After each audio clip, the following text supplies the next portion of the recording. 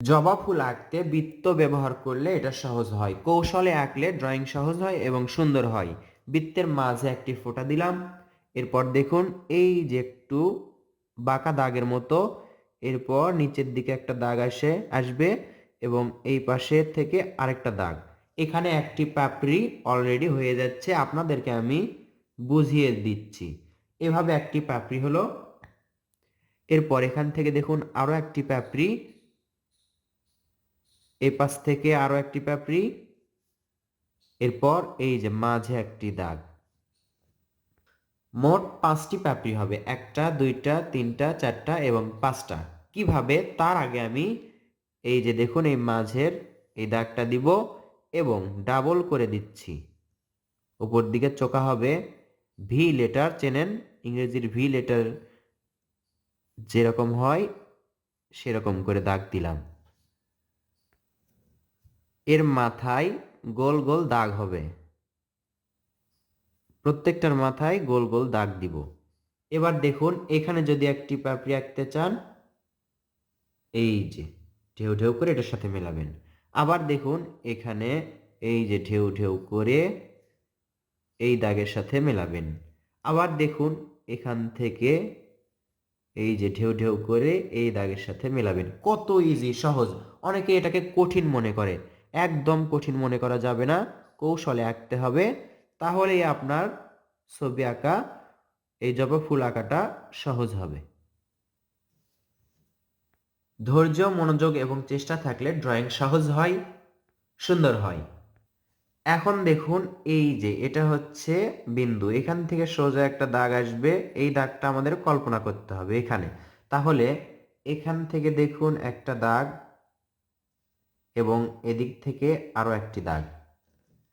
এবার কি করতে হবে, মাঝে একটি দাগ, দুই দিকে দুইটা ডালের মতো গিয়ে এই যে, এবার এটাকে চোকা করে নিয়ে আসতে হবে। আমরা এদিকে একটা ডাল টানবো, এই ডাল থেকে আমরা একটি পাতা আঁকবো। শুধু এদিকে একটা দাগ দিলেই হয়ে যাবে। আবার দেখুন এখান থেকে এদিকে আরেকটা পাতা আঁকবো।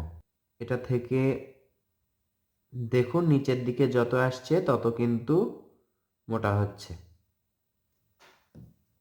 আবার এই যে এখান থেকে উপর দিকে যাবে, আস্তে আস্তে চিকন বা সরু হয়ে যাবে।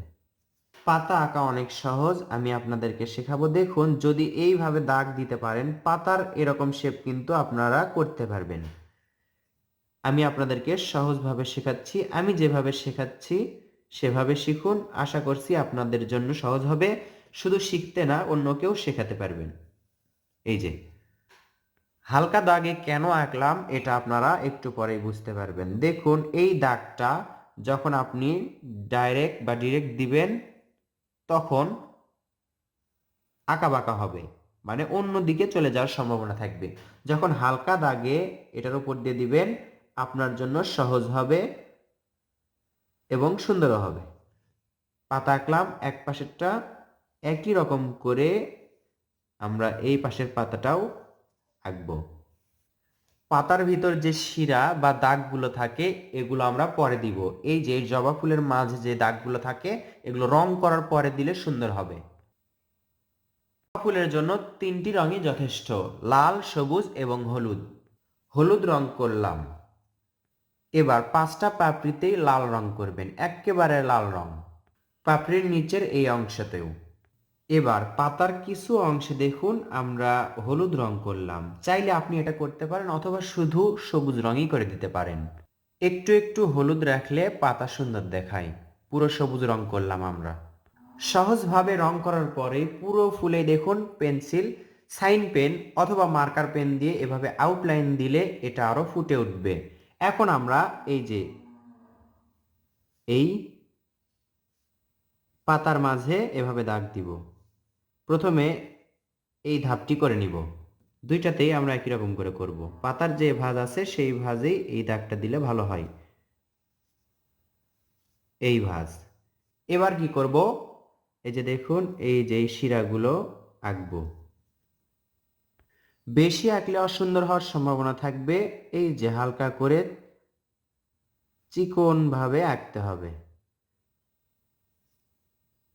আর যদি আপনার কাছে সাদা পেন্সিল বা সাদা রং থাকে তাহলে এই ফুলটিকে আরো চমৎকার করে তুলতে পারেন। কিভাবে দেখুন, এই রঙের ওপরেই যদি হালকা করে এভাবে দাগ দেন, একটা ছোট একটা বড়, এখান থেকে এভাবে নিয়ে এসে ছেড়ে দিতে হবে। এই যে এভাবে দাগ দিলে আরো গর্জিয়াস, সুন্দর বা চমৎকার হয়ে উঠবে। রং দিয়ে ঘষাঘষি বা রং মেশানোর কোনো দরকার নেই। ধাপে ধাপে 3টি রং করবেন এবং এই সাদা পেন্সিল দিয়ে এভাবে দাগ দিবেন, অথবা সাদা রং থেকে থাকলে এভাবে চিকনভাবে দাগ দিবেন। তাহলে আশা করছি জবা ফুল সুন্দর হবে। এই ভিডিওটি আপনাদের কেমন লাগলো, সহজ কৌশলে শেখাতে পারলাম কিনা কমেন্ট করে কিন্তু জানাতে হবে। যদি আপনার উপকারে আসে, আপনি শিখতে পারেন বা অন্য কেউ শেখাতে পারেন, তাহলে ভিডিওটিতে লাইক দিতে হবে এবং প্রয়োজনীয় ভিডিওটি শেয়ার করে রাখবেন। ধন্যবাদ। আসসালামু আলাইকুম।